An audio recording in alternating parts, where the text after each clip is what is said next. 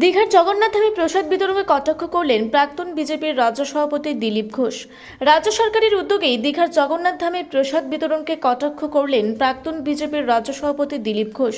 আজ সন্ধ্যায় জগাছ থানার অন্তর্গত 87 ফ্রেন্ডস অ্যাসোসিয়েশনের রক্ষাকালী পুজোর উদ্বোধনে এসে তিনি বলেন, মন্দির হয়েছে, প্রসাদ হয়েছে, লোক খাচ্ছে। রাজ্য সরকার ভাবছে এসব করে ভোটে জেতা যায়, কিন্তু তা হয় না। মহেশতলার গোষ্ঠী সংঘর্ষ নিয়ে এদিন তৃণমূল সরকারকে কার্যত এক হাত নেন।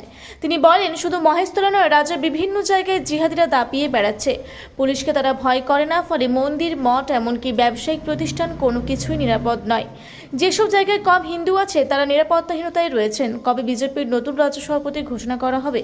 এ প্রসঙ্গে তিনি বলেন, আমাদের সর্বভারতীয় দল সভাপতি নির্বাচন শুরু হয়েছে, এখানেও সভাপতি নির্বাচন হবে। তার দল বদলের সম্ভাবনা নিয়ে তিনি বলেন, এখনো পর্যন্ত বিজেপিতে আছি।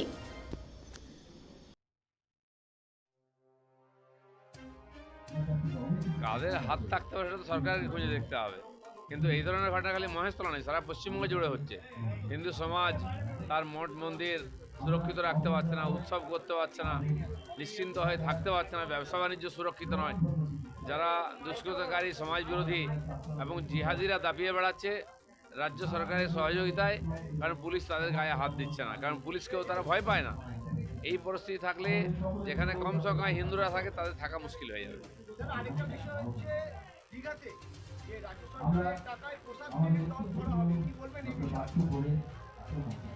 মন্দির হচ্ছে, প্রসাদ হচ্ছে, খাচ্ছে লোকেরা। রাজ্য সরকার মনে করছে বোধ এই দিয়ে ভোট যেতে যাবে, সেটা হয় না।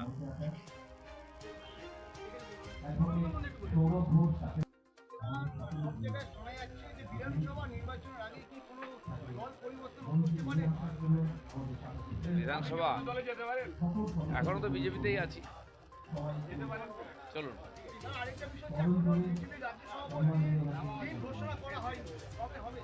হয়ে যাবে, সারা দেশেতে চলছে, পার্টি তো সর্বভারতীয়, ধীরে ধীরে সব রাজ্যে হচ্ছে, এখানেও হয়ে যাবে।